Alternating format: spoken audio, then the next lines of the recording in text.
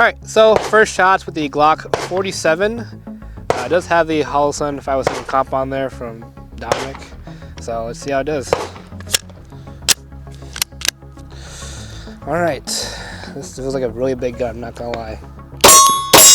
Oh, it's actually pretty soft shooting though. Trigger sucks. It really sucks, I'm not gonna lie. It does shoot pretty soft though, like the long slide travel is pretty nice. It feels, the word I can think of is it feels kind of sluggish. Yeah, pretty nice though. The texture on there, on the Glock 47, typical Glock thing is very non-existent. It literally looks like Braille, and I can barely feel it as I'm shooting it. First thing you probably want to do when you get a Glock is probably either get Talon grips or get a swivel job. Trigger, terrible. Glock is known for terrible triggers. Everyone out there kind of already knows. This one is already pretty well broken in too. Dom shot this gun quite a bit, and this one still is not very good. It breaks more towards the rear. It has more of a rolling break, so not the biggest fan of that. But I will say though, as far as the front recoil, this definitely feels pretty soft. I carry the MP 2.0, the 4.25, and the full size, and this is also a full size gun. This one definitely feels a little more sluggish compared to that. Like actually, that one feels more like a fast return to zero snap feeling. This one's more of a sluggish, like softer recoil. Oh, extendo mago, cuz. Look at that. I don't know if I like the safety, the trigger safety on here. It's kind of like it's bothering me a little bit. It's kicking my ass. I'm slipping too. Okay, that was cool. That was probably my first time ever shooting a Glock 47. Yeah, we've ran Brandon's M&P 2.0, and this is basically the same size. I think the grip texture could be a little better. As I was shooting it, it definitely was slipping. Oh, that's an understatement, dog. It definitely was slipping a little bit as I was shooting. You could see that it was like slowly loosening the grip and slowly sliding down. It could be I have less pectoral muscles to keep it kind of clamped in together, but I did see myself slipping a little bit more. Like I mentioned though, the safety on the trigger, it was I don't know, it was leaving a weird print on my finger. It wasn't like, I couldn't tell that if I was supposed to press the bump on here or the side. I don't know, this is kind of a preference for me. But I know we shot bladed safety triggers in the past. This one feels a little different.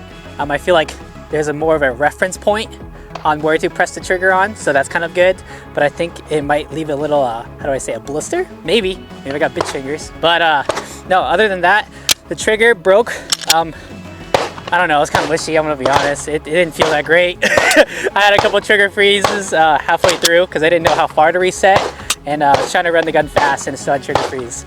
But no, for first time shooting the Glock 47, once I found the grip angle, since this is not I shoot with a 1911 grip angle, this has a more of a slight angle to it, so I had to push the gun down a little bit more to find my red dot. But other than that, yeah, for a full size shot, well, it's like it's pretty mid. This shot, well. All right, moving on to actually test. So we're gonna do a 25-yard 5-round grouping for the Glock 47 here. Just to let you guys know that for the ammo we're running the 115 grain Norma rounds. They're the normal range ball ammo that we got from Crossroads Shooting Sports in Johnson, Iowa. We're gonna put a discount code here on the screen if you want to save yourself some money from their online website. They're huge supporters of the channel, so appreciate those guys always helping us out. Here we go. Here's actual test for 25-yard grouping here. As you can see for the Glock 47, at its max, we're probably looking about a 1.5 to 2 inch grouping there. 25 yards for normal range ammo, that is pretty darn good in my opinion. We've had a lot of firearms out here where you're looking at 3 to 4 inch groupings, and the fact that Glock I think has marksmanship barrels, I believe what they call it, that's pretty darn good. There you go, 278. So that was scary. So when I went to load it in, immediately went for it, my thumb was slowly inching back as I grabbed it. and then it let out. So these front serrations, trash. So getting into the specs of the gun, it is a striker fire pistol chambered in 9mm. It has a polymer frame and steel barrel and slide. It has a coating of GDLC for the barrel and slide. The barrel is 4.5 inches and the trigger pull weight is going to be 5.5 to 6 pounds. For the dimensions, the length of the gun is 7.95 inches. The overall width is going to be 1.34 inches and the height is going to be 5.47 inches. And the weight of the gun is 23 ounces. It does have a single slot on the Picatinny rail for weapon mounted light and an MSRP of $629.99. For the grip, it is going to be a Glock angled grip here, so when you present, I will have to lock out my wrist just a little bit to get my sights aligned on target. So that's a little learning curve for myself for shooting Glock. For the texture, we always harp on the texture that it's like trash because it's super slippery. There's no texture whatsoever. There's texture, but there's not aggressive texture. So it's just more of kind of felt placement for it. Feels like Braille. It does feel like Braille, so like you can go like this and be like, trash. And one thing, it does not have texture all the way up here as well. So when you guys are shooting this, or when I'm shooting this, my palm actually slips back and forth up here. It does have a little groove for my palm, but it still moves around. Moving down a little bit, it does have a single undercut here, so you guys could get a higher purchase on the gun. And on the front, we did notice that there is some grip texture here. So if you guys are shooting with your support finger in the front, just like that, it's doable, all right? But don't. Make sure you guys get a proper grip on your gun. Don't use the fronts. Make sure you guys get a solid purchase with your primary and support hand. All right, moving to the back here, we do have no back strap, but it does offer some back straps from small to extra large within the package. So if you guys do have bigger hands, you guys are able to get bigger straps as well. And moving down to the bottom is going to be the magwell. There isn't a flared magwell on here, but they do offer aftermarket parts to get a flared magwell. But here you can see that it does flare out just a little bit, so you can help with those reloads for having it stock. So let's talk about the trigger on Glocks. As you all know, they kind of suck. I'm gonna say it right now. Can you get fast with it? Yeah, absolutely. There are phenomenal shoes out there that primarily shoot Glock, but it's just a training hurdle you gotta get over. Based on what we found, I think from some sources on the internet, it is about a 5.5 pound to 6 pound, and over like 1,000 rounds, it can fall down to like 5-ish pounds. But right now, it still feels pretty mushy. I'll go ahead and show you on camera here. I'll take the safety blade trigger, defeat that. You can see right there, immediately, like it has some grit to it, like right off the rip. And then you go squeeze, mush, mush, mush, mush, mush. That's the wall, and then break. So all the way up into the wall, it's like this gritty feeling mush. It is kind of a roll through, like this isn't like a defined, like if you go through it one motion, it's not like a defined wall. Like I could not feel the defined wall if I took it slowly. So it is a roll through style break. So if you're expecting a glass break in your Glock, unfortunately, you're not going to get it. I think aftermarket triggers, I've heard from Timney to Glock performance triggers, you can get a lighter break and reduce the amount of pre-travel. However, it's still going to be a mushy roll-through break. Crappy Glock trigger issues that you have to get used to. And I do run the Glock. It is my primary gun, so I can say that. Bitch. For the sights and optics, let's discuss the iron sights first. For Glocks, they do feature their traditional U-notch rears. As you can see, it has the U-shape in white, and it has a white front sight as well. I don't really like that because it makes it hard for me. Maybe it's just a skill issue. It makes it harder for me to focus on the front sight when I have both white in the back and front. I do prefer my rears to be completely blacked out. Moving on to that, because I don't really care about shooting irons, is the optic mounting system. So optic mounting system, Glock MOS, does allow for a multitude of optics, from like Holosuns to like 507 comps like the one we have here, or like a 509T. Unfortunately, it does require a plate. There is no direct mounting option unless you get a custom cut on a non-MOS version of a Glock.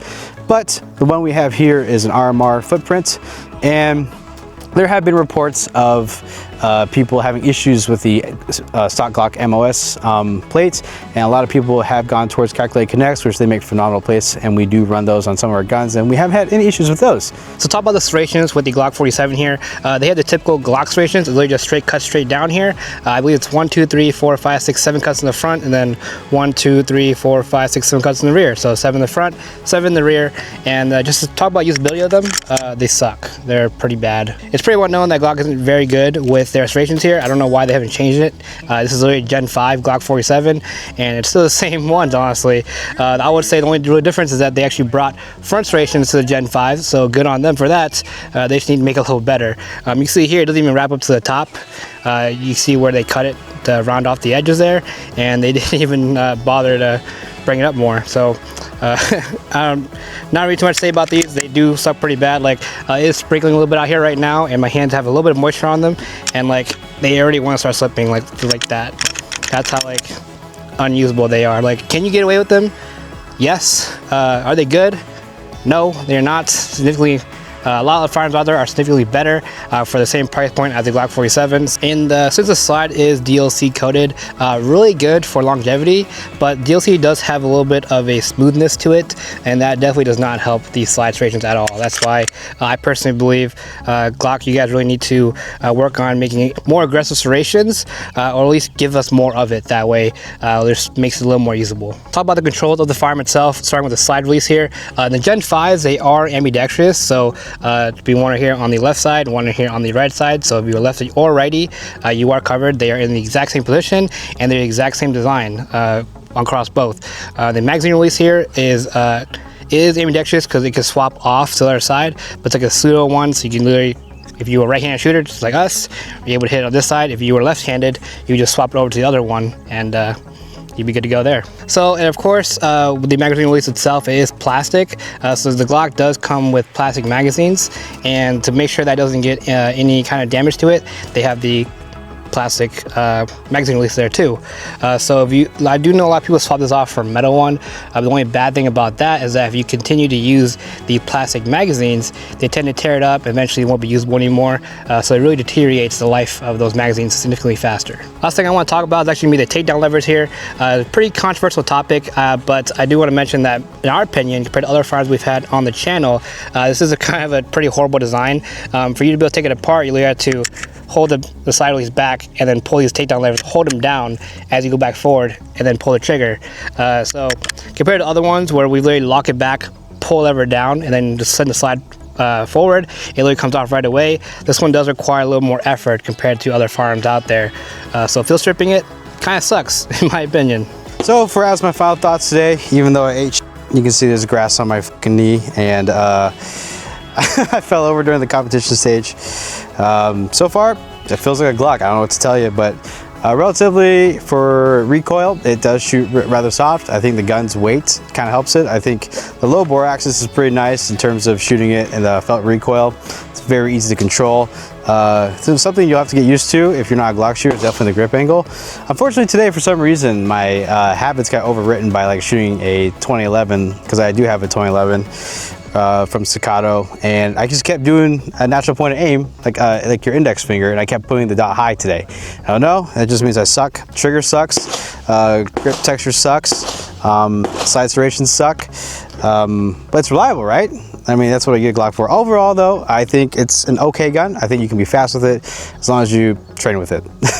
Also during the stage when we were running it, we did stage a reload. We did require you to have one mandatory reload, and honestly, this is a pretty gracious magwell. I used to kind of bitch about it before, but that's before I trained with it a little bit more.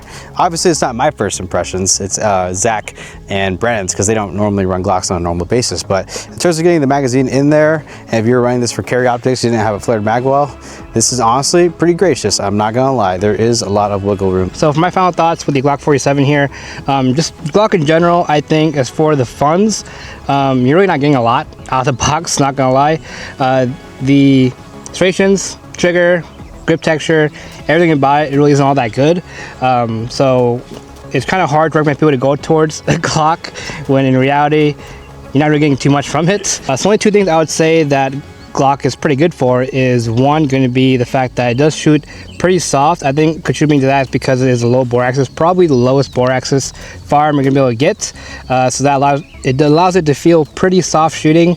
Another thing is the fact that this is probably the most sold firearm out there, like in the world, Glock in general. So for any of the world firearm, maybe this is what you want as far as like parts availability and whatnot, but if you throw an aftermarket support, that kind of thing, this gun could be something, honestly.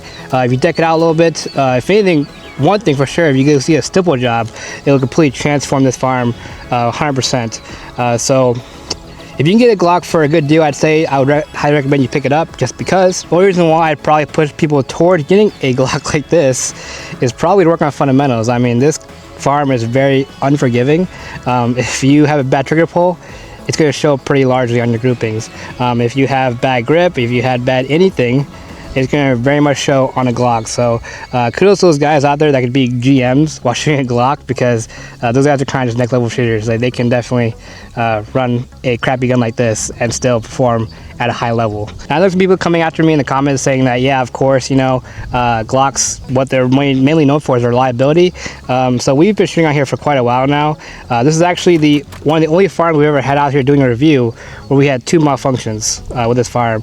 Now, does that contribute to using the mags? Yeah, probably. Mags, probably the main reason why they malfunction, but that's what came with the gun. I mean, all the other firearms we've had, we use the stock magazines and never failed. Well, this one actually has had reliability issues. So throw in the comments, let me know if you guys agree with me or not. But Glocks, not too good. You definitely need to throw some aftermarket support into this for sure to make it a contender in today's world. So for my final thoughts, honestly, I wasn't too sure how I would perform with the Glock 47. I'm not a Glock shooter, so definitely, Dom talked about it earlier, is that the grip angle was a huge factor. So for me, I shoot SIGs and 1911s, 2011s. The grip angle had me presenting the actual muzzle pointing up a little bit, so I had to drive my wrist down just a little bit more to kind of straighten out my wrist. So that kind of went into also having it feel a little softer when shooting, because when you lock out your wrists, I felt like it was able to control the recoil a little more and have better shot placement. But the one thing that didn't help with that is going to be the trigger. I found myself having a hard time figuring out where the wall was and kind of fighting the trigger. The trigger is 5.5, 6 pounds. Like the guy said, that the trigger is not that great, and I agree as well. It is also really humid here in Iowa, so a few of us had to put chalk on, and the grip texture was still slipping as well. So that was kind of unfortunate with the grip texture. So stippling job, I think for personally, would be necessary when getting a Glock. I don't want my gun slipping, especially when you were in Iowa, so you can get any type of weather. So the slide serrations, I could feel myself definitely slipping off the serrations onto the slippery part. So no bueno there. Zach, would you buy a Glock? Personally, I would not buy a Glock for the price point because of how much aftermarket support you would need to put into it. If you wanted a project gun, sure, but for a Glock itself, a lot of people say, yeah, Glocks are reliable, they don't malfunction. Unfortunately, we did have a couple malfunctions with the stock mag in this Glock itself. So my 1-to-1 ratio or 1-to-5 ratios that we've had on the channel, it's just, it doesn't hold up to the name for myself because we've tested so many guns so far. So unfortunately, I would not buy a Glock. All right, guys, well, that is it for our first impressions of the Glock 47 here. If you guys honestly agree with us or don't agree with us, leave a comment down below, and we'd like to know your reasoning why you would choose the Glock 47 or not. We had a lot of mixed feelings when shooting this gun here, and yeah, let us know. And if you guys like what you saw, please like, share, and subscribe, and hit that bell notification to stay up to date with the latest content. We make new videos every single week. Make sure you guys get out to the range. Make sure you get good so you can stay good, and we'll catch you guys in the next one.